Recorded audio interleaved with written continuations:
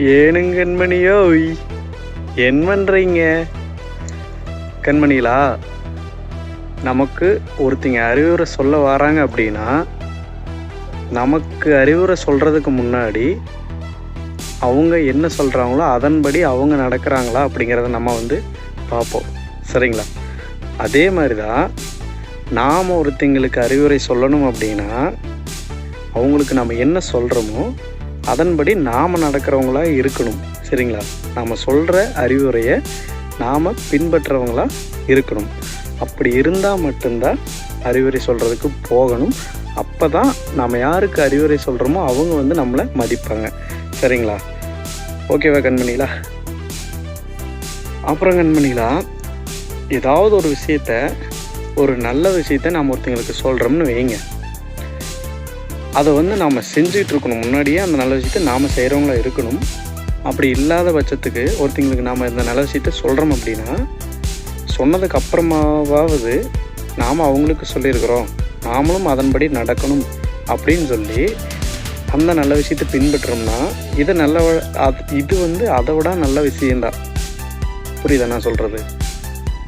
So யாராக இருந்தாலும் சரி, ஒரு அறிவுரை சொல்ல போகும்போது நாம் அதுக்கு தகுதியானவங்களா அறிவுரை சொல்கிற அளவுக்கு அப்படிங்கிறத நாம் திங்க் பண்ணிக்கணும். அப்படி இல்லையா, அறிவுரை அவங்களுக்கு சொன்னதுக்கப்புறம் நாமளும் அதை பின்பற்ற அளவுக்கு இருக்கணும். அப்போ தான் அந்த அறிவுரைக்கு ஒரு மதிப்பு, அது கேட்குறவங்களும் நம்மளை மதிப்பாங்க. சரிங்களா? அப்படி இல்லைன்னா இவனே ஒரு அகாவலி, நமக்கு அறிவுரை சொல்ல வந்துட்டான் அப்படிங்கிற மாதிரியெல்லாம் பேசுவாங்க. சரிங்களா? இதுவே நீங்கள் அதை பின்பற்றி நடக்கிற அளவுக்கு ஒரு அறிவுரை சொல்கிற இடத்துல இருந்து அறிவுரை சொன்னீங்க அப்படின்னா கண்டிப்பாக அதை அவங்க கேட்டுக்குவாங்க, மதிப்பாங்க. யார் சொல்கிறதுமே கேட்க மாட்டாங்க. ஆனால் ஒரு சிலர் சொல்கிறத கேட்பாங்க, அவங்களுக்கு மதிப்பு கொடுப்பாங்க. காரணம் என்ன அப்படின்னா, அவங்க அந்த அளவுக்கு நடந்துக்குவாங்க. எல்லாத்துக்கிட்டையுமே நாம் எக்ஸ்பெக்ட் பண்ணுற அளவுக்கு அவங்க மற்றவங்களுக்கு அறிவுரை சொல்கிற அளவுக்கு அவங்க நடந்துக்குவாங்க. அறிவுரை சொன்னாலும் அதன்படி அவங்க நடந்துக்குவாங்க. ஸோ அதனால தான் அவங்களுக்கெல்லாம் அந்த மாதிரி மரியாதை கிடைக்கிறது. அவங்க சொன்னால் மற்றவங்க அறிவுரை அவங்க சொல்கிற அறிவுரை மற்றவங்க கேட்டுக்கிறதுக்கு காரணமே அதுதான். ஓகேவா கண்மணிகளா?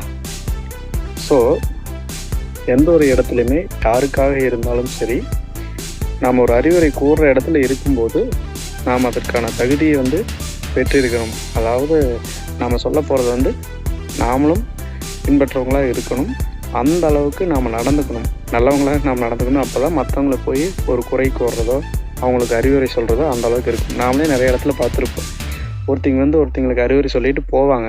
அவங்க போனதுக்கப்புறம் இவனே அந்த மாதிரி இந்த மாதிரி இவன் நமக்கு சொல்கிறதுக்கு வந்துட்டான் அப்படின்னு அறிவுரை கேட்டவங்க சொல்லுவாங்க. இல்லை அவங்க கூட இருக்கிறவங்க, பாரு அவனெல்லாம் உனக்கு அறிவுரை சொல்ல வந்துட்டான் அப்படிங்கிற மாதிரியெல்லாம் நம்ம கேள்விப்பட்டிருப்போம்.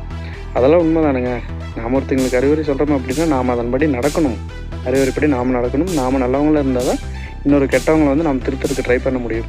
நாமளே கெட்டவங்களாக இருந்துக்கிட்டு மற்றவங்களுக்கு போய் தப்பு சொல்லிக்கிட்டு இருந்தோம்னா எப்படி? ஸோ அதை தான் இன்றைக்கி வீடியோவில் நாம் விளக்க வந்தது. சரிங்களா? நம்ம மற்றவங்களுக்கு அறிவுரை கூறுற அளவுக்கு வளரணும். ஒவ்வொருத்தையும் மற்றவங்களுக்கு அறிவுரை கூறுற அளவுக்கு வளரணும் அப்படிங்கிறதான் நம்மளுடைய நோக்கம். ஸோ என்ன பண்ணணும்? நாம் நல்லவங்களாக இருக்கணும், நல்ல விஷயங்களை கடைபிடிக்கணும். தெரியாமல் ஒரு இடத்துல ஒரு நல்ல அறிவுரை சொல்லிட்டோம்னாலும் அதை நம்ம பின்பற்றாமல் இருந்தால் சொன்னதுக்கப்புறமாவது நம்ம சொன்னதுக்காகவாவது பின்பற்றணும். அதுவும் ஒரு நல்ல வழி தான். ஓகேங்களா? சரி கண்மணிகளா, மீண்டும் நல்லதொரு காணொலியில் உங்களை சந்திக்கும் வரை உங்களிடமிருந்து விடைபெறுவது நான் உங்கள் நண்பன் வெள்ளக்கோயில் முருகேஷ். போயிட்டு வரட்டா கண்மணிகளா? Tata, bye bye.